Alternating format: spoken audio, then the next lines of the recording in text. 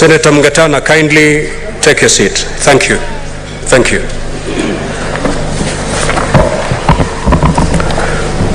Honorable Senators, I have another message to pass. I wish to report to the Senate that pursuant to Standing Order 48, I received the following message from the Speaker of the Meru County Assembly regarding the passage by the County Assembly of a motion pursuant to Article 181 of the Constitution and Section 33 of the County Government Act for the removal from office by way of impeachment of Honorable Kawira Mwangaza, the Governor of Meru County.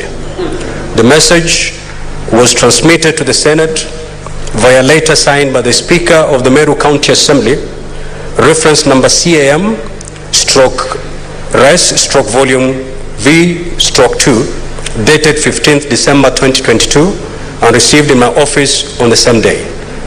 Pursuant to the Standing Order 48.1 of the Senate, I shall now report the message to the Senate. This is to inform you that on Wednesday, the 14th day of December 2022, during the afternoon sitting of the County Assembly of Meru, via the resolution of the Assembly and pursuant to the provisions of Article 181 of the Constitution of Kenya, 2010, Section 33 of the County Government Act, 2012, as read together with the provisions of Standing Order number 65 of the County Assembly of Meru, Standing Orders approved the motion to remove from office the Governor of Meru County by way of impeachment. The purpose of this letter is to therefore inform you of the aforementioned resolution and to forward the same to your esteemed office in line with the provisions of Section 33(2) of the County Government Act 2012 and Standing Order number 65(6) of the County Assembly of Meru Standing Orders for your further action. Attached herewith, please find a schedule containing the bundle of documents, records containing evidence adduced, notes and records of proceedings before the County Assembly for your reference and records. Honorable Senators, as stated in the letter from the Speaker of the County Assembly of Meru, the following documents were forwarded to the Senate, being the record of proceedings of the County Assembly and the evidence adduced in support of the impeachment motion. Honorable Senator, kindly welcome.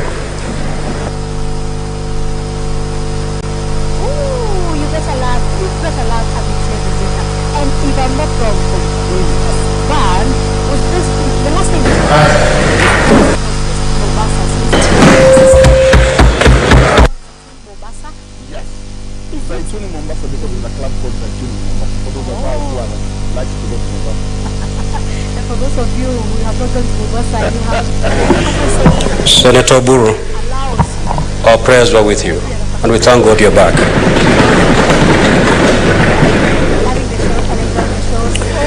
As stated in the letter from the Speaker of the County Assembly of Meru, the following documents were forwarded to the Senate, being the record of proceedings of the County Assembly and the evidence adduced in support of the impeachment motion. 1. Approved notice of motion for the proposed removal from office of the Governor dated 5th December 2022. 2. Order papers for the County Assembly sittings held on Tuesday 6th December and Wednesday 14th December 2022 respectively. 3. Certified Hansard reports of the Assembly sittings held on Tuesday 6th December and Wednesday 14th December 2022. 4. Copy of certified signatures of County Assembly members in support of the impeachment motion against the Governor of Meru County dated 13th December 2022. 5. Copy of a roll call vote of Wednesday 14th December 2022 on the motion for impeachment of the Governor of Meru County. 6. Copy of a communication from the Chair issued during the County Assembly sitting held on Wednesday 14th December 2022. 7. Copy of a letter by Mutembei and Associates Advocates, reference number CAM/MCAs/AM/MGA 2022 dated 13th December 2022, addressed to the Speaker of the County Assembly of Meru. 8. copies of newspaper advertisements of Wednesday, 7th December 2022, and copies of invoices for radio advertisement calling for submission of memoranda on the notice of motion for the proposed removal from office of the Governor of Meru County. 9, a flash disk containing 20 video clips evidencing the particulars alleged in the motion, as well as voice advertisement on the public participation on the motion run on Muuga FM. 10, copy of the report, minutes and other supporting documents of a public hearing meeting for receipt of memoranda on the proposed removal from office of the Governor of Meru County, held on Tuesday, 13th December 2022. 11, copies of written memoranda, both in support and against, from different sub-counties and regions submitted to the County Assembly during the public participation exercise on this motion. And lastly, booklet of the third edition of the Meru County Assembly Standing Orders. Honorable Senators, in terms of Article 181 of the Constitution, Section 33, 3A of the County Government Act 2012 and Standing Order 81A of the Senate Standing Orders, the Speaker of the Senate is required within 7 days after receiving notice of resolution from the Speaker of a County Assembly to convene a meeting of the Senate to hear charges against the Governor. As I indicated in my earlier communication, the special sitting has been convened to hear charges on the proposed removal from office by impeachment of Honorable Kawira Mwangaza, the Governor of Meru County. Pursuant to Section 33 3B of the County Government Act and Standing Order 81A of the Senate Standing Orders, I hereby proceed to read the charges against the Governor of Meru County as contained in the motion of impeachment by the County Assembly of Meru. Charge 1, nepotism, illegal appointments, unlawful dismissals, and usurpation of the constitutional and statutory functions of county organs. The particulars of these allegations include: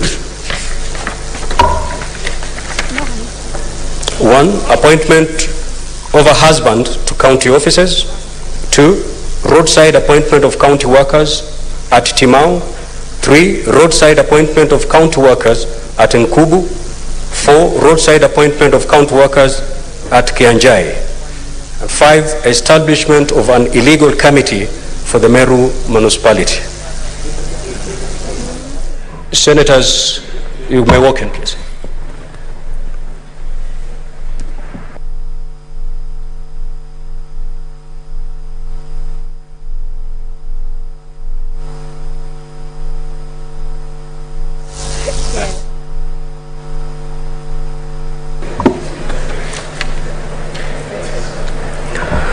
Charge 2, incitement, bullying, vilification, and misleading campaigns against other leaders.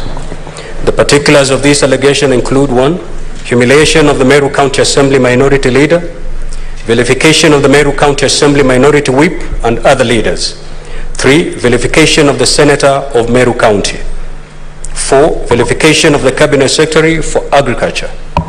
5, vilification of the member of the National Assembly for Tigania East constituency. And lastly, vilification of the Catholic Church and clergy. Charge number 3, forceful entry into the County Assembly precincts and mobilization of unlawful riots against members of the County Assembly. The particulars of this allegation are that the Governor, 1, forcibly entered the precincts of the County Assembly. 2, falsely accused members of the County Assembly and other elected leaders of cartelism, blackmail, greed, corruption, and intimidation. 3, organized a violent demonstration against the members of the County Assembly at the Assembly precincts. Number 4, addressed a riotous crowd at the precincts of the County Assembly. Charge number 4, violation of public finance management laws. The particulars of this allegation are that the Governor, 1, directed the Meru Teaching and Referral Hospital to spend all revenue at source. 2, issued purported waivers on fees at the Meru Teaching and Referral Hospital. 3, directed county officers to participate in advancing the interest of Bait TV, a private media station. Charge number 5, misconduct relating to the nomination of CECs. The particulars of this allegation are that the Governor 1 vilified members of the County Assembly for refusing to approve some nominees to the County Executive Committee. 2, falsely accused members of the County Assembly of shortchanging Kirsty Misheni and other nominees for appointment to the CEC. 3, illegally instructed Kirsty Misheni to usurp the statutory functions of the Igoji Westwood Retention Enhancement Fund Committee by identifying the persons that would benefit from the county bursary funds. 4, failed to submit names of other candidates to the County Assembly for approval for appointment to the CEC. 5, reorganize her government to 6 departments and 3 CEC members after the rejection of some nominees instead of submitting names of other candidates to the County Assembly for approval. 6, swore to appoint to her government and actively work with losers of the 2022 county elections instead of duly elected MCAs to stir wrangles within the Assembly. Honorable Senators, in terms of the way forward, following the reading of the charges against the Governor, Standing Order 81B of the Senate Standing Orders, as read together with Section 33(3)B of the County Government Act, give the Senate 2 options on how to proceed with this matter. The Senate may, A, by resolution, appoint a special committee comprising 11 of its members to investigate the matter, or B, investigate the matter in plenary. As listed at order number 6 in today's order paper, the Senate Majority Leader will shortly give notice of motion for the establishment of a special committee, and the motion thereon is listed at order number 8. Should this motion be carried, the special committee will be required under Section 33(4) of the County Government Act and Standing Order 82 of the Senate to investigate the matter and to report to the Senate on whether it finds the particulars of allegations against the Governor to have been substantiated. In the event that the motion for the establishment of the special committee does not pass, the fallback position is that the Senate shall proceed to investigate and conduct the matter in plenary. In this event, I will appoint the dates on which Senate will sit in plenary to hear and determine the charges against the Governor. Honorable Senators, it is noteworthy, and I wish to emphasize to all honorable Senators, that when we come to the debate on the motion for establishment of a special committee, debate on the motion shall be limited to the substance of the motion, principally whether or not to establish the special committee. It will not be a debate on the substance of the impeachment or its merits, propriety, prudence, or even the constitutionality or legality of the process that have preceded the submission of this matter to the Senate. It is therefore not permissible to deviate to any matters other than the motion before the Senate. I also wish to inform honorable Senators to desist from publicly commenting on the merits or demerits of the impeachment motion before the Senate. Doing so will amount to anticipation of debate, which is an infringement of Standing Order 99.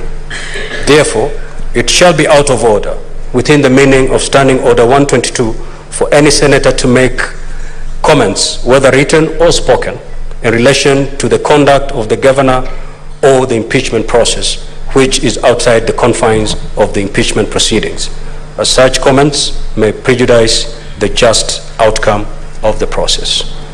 Honorable Senators, this is the first impeachment hearing in the 13th Parliament. Such a hearing is one of the most crucial oversight tools and singular roles of the Senate. In undertaking this mandate, the Senate will be sitting as a quasi-judicial body and will conduct investigations into the alleged infractions of the Constitution and the law, and thereafter make its determination in this matter. I conclude by urging all honorable senators to exercise the highest level of responsibility on this matter. Honorable Senators, I thank you. Next order. Order number 4, petitions. Order number 5, papers. Order number 6, notices of motion.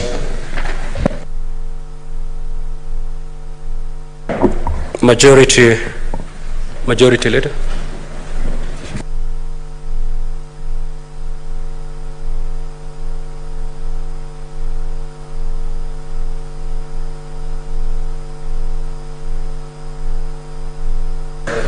Thank you, Mr. Speaker. I rise to give notice of the following motion.